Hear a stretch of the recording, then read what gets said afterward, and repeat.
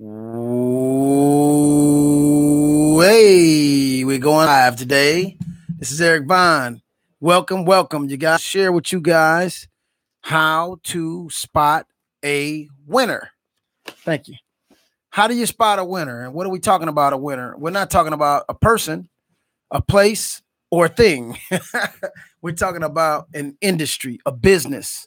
And how do you spot that winning thing that you're looking for that can change lives? So, give you a little bit about myself. I have a lot of experience in that, in fact, because I'm come from a background of real estate appraising commercial property as well as appraising businesses and appraising future forecasted uh, value. So in that kind of research, it trains your mind to think a certain kind of way.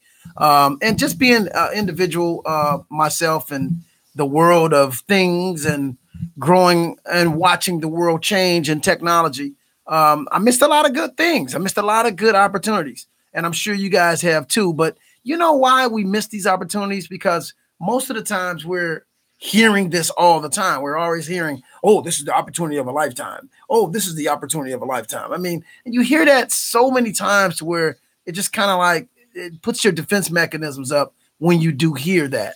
So I'm here to tell you guys right now that how do you spot a winner when you see it? There's several different tests that you want to run. First of all, one of the things that I noticed in the cryptocurrency space and this technology, when I first heard about it, I think it was back in 2000, I want to say 11 or 12. I heard about Bitcoin and some Japanese guy created this new currency. And I was like, I'm not interested. And it wasn't until 2015 when someone accidentally sent me a video. It actually was one of my loan officers that I used to work with. A Jewish lady sent me this video, Ann, wherever you are, Ann, hey, what's up? And she sent me the video, and I don't think she realized she sent me that video because so right after that, she said, I called her. Actually, when I saw it, I looked at it for a couple of days, and I said, what is this? Cryptocurrencies, like, wow. I didn't understand what that was. And so I did a little research on it, and then I come to find out that it was some type of technology and it was digital currencies. And I still didn't really understand what it was, but it intrigued me.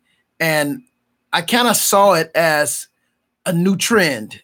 And I saw it as something that had demand because they were saying that you could actually send money to people without them using their social or their or using their name, address, or anything like that. So it kind of intrigued me right there. Like, how are they doing that? Like, how are they doing that? You know, how do you send somebody directly without going through a middleman? That kind of caught my interest.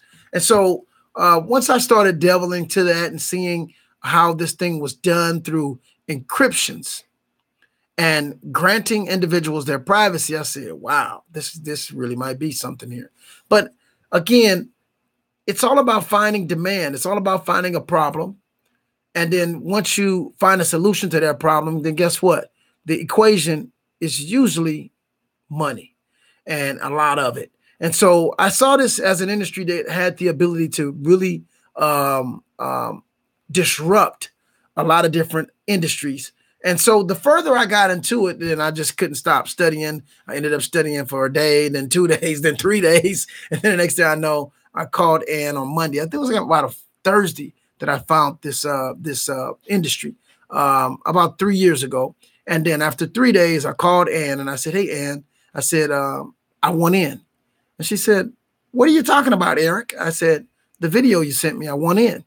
And she said, what video? So that's how I knew she didn't know she sent it to me, because we were at that time sending a lot of emails to each other with the clients that we were working together with to help them. And so she did it accidentally, actually. But it wasn't an accident. I don't believe in accidents. I do believe in purpose. I do believe that nothing is really by accident, because here I am now, 3 years later, still in this industry, meeting a lot of heavy hitters, talking to a lot of different people who's doing this, and teaching average individuals about money, about wealth, and about technology, and how they're all intermerging right now, and how, in fact, this technology is creating its own internet for money. And when I realized that, I said, wow, this is the internet all over again, but it's not the internet of information.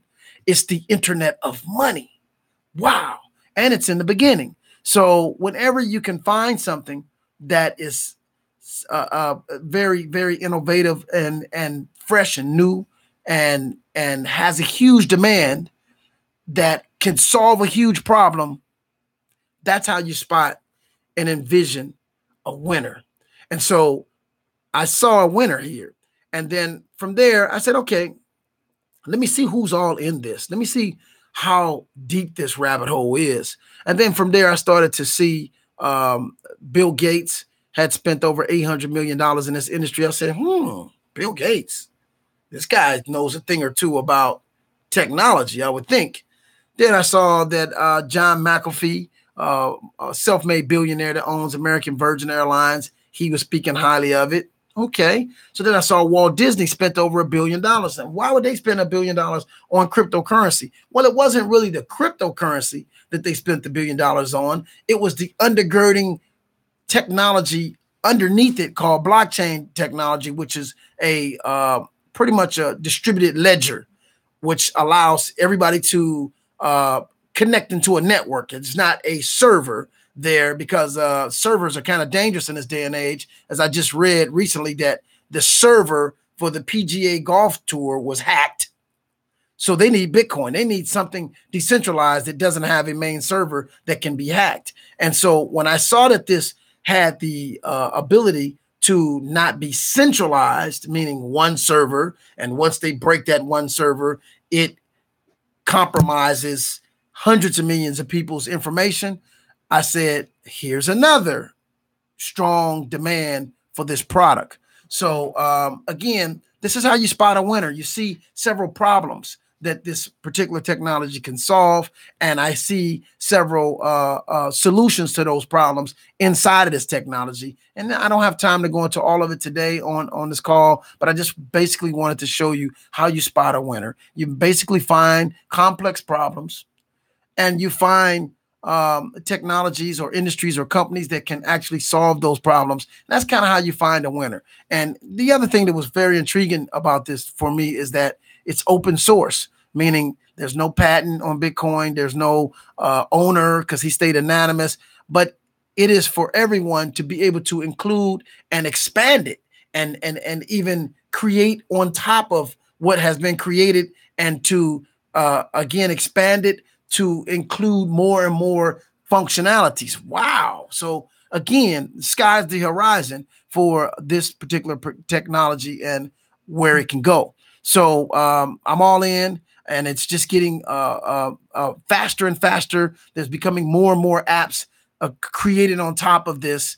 And it's exciting. It's an exciting ride. And I'm bringing as many people as I can with me to awaken as many people as I can about this genesis of this technology that has the ability to actually change so many different industries.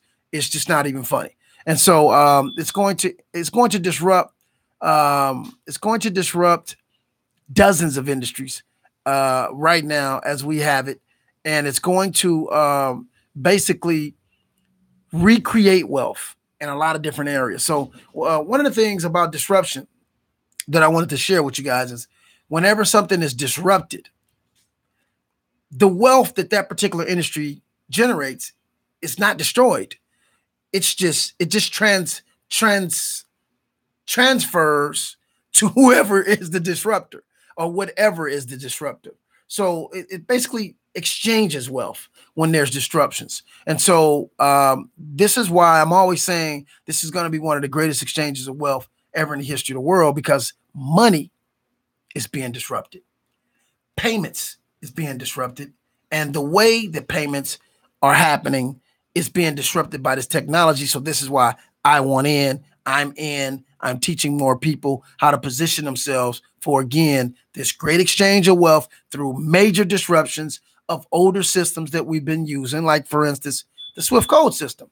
The Swift code system that you guys use at your bank, when you go to your bank and you want to do a transfer, you have to have a Swift code number. You also have to have that number. Then they send that transaction through this system called Swift code system.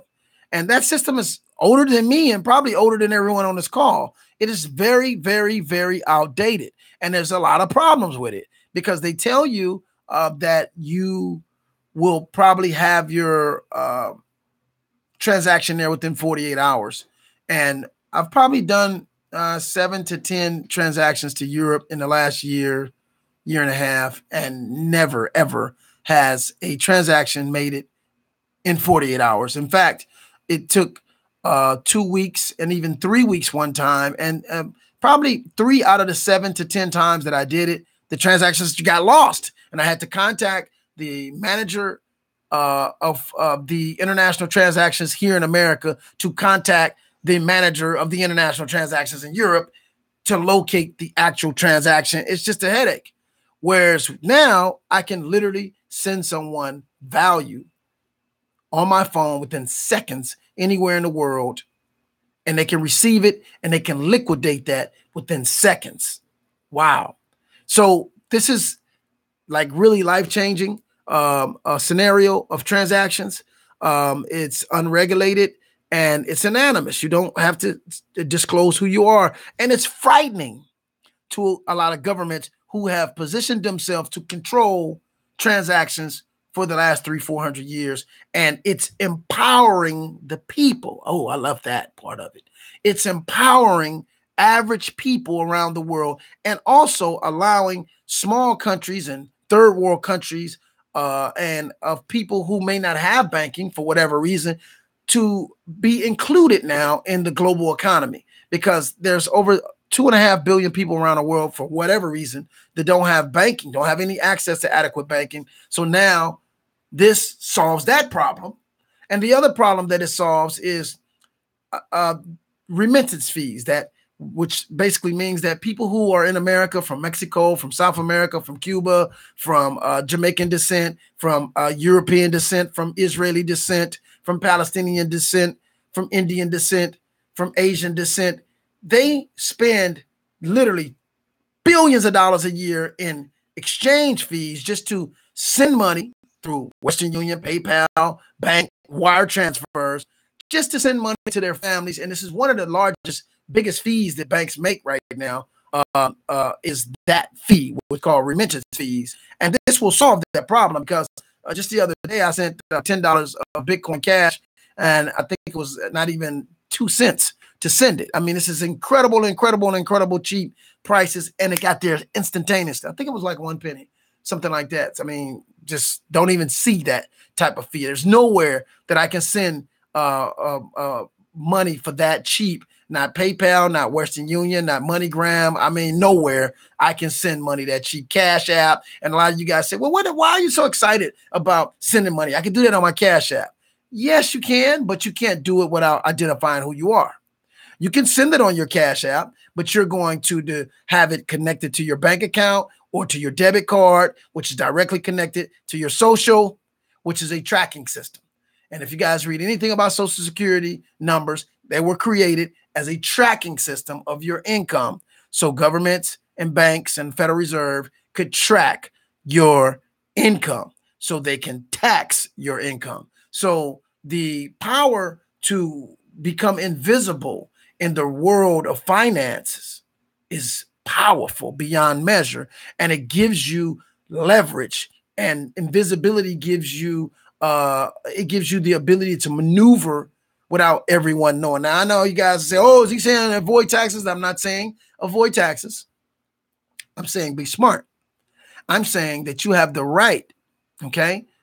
You have the right to not have to disclose all of your financial business. It's your God-given right, okay? And don't let anybody tell you that you have to disclose every single thing ever in your life that deals with economics. No, you don't.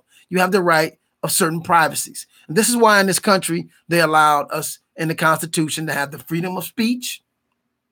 You're allowed to vote. And when you vote, you're allowed of the privacy of who you voted for. You don't have to disclose that to anyone. You have the freedom of religion, and that's personal. And everyone's religion and personal belief or connection with the creator is personal. So all of these private rights that you have, why would money be excluded from that? If you have the right to speak out or to hold personally your opinions and views, you don't have to share that with anyone. You can hold that privately. And so again, you know, when you read your rights, when you read your rights, think about this. In your Miranda rights, when they read you those rights, what is the first thing they say? You guys watch CSI. They tell you, you have the right to remain silent. Anything you say can and will be held against you. Now, when you go to court, they ask you, the judge says, did you read him his rights? So that is your right. And so again, if you have the right to remain silent, you also have the right to remain private when it comes to your money. You don't have to disclose everything. And this is the part that is somewhat criminal. Okay, we have to pay taxes, but at the same time, we should have some type of say-so as to how those tax dollars are spent, because what's going to happen is a lot of tax funds are sent to wars and to bombing places that we may not agree on. So again, you guys, with that, how do you pick a winner? You find problem, and then you find a product that solves the solutions to those problems, and you got a winner.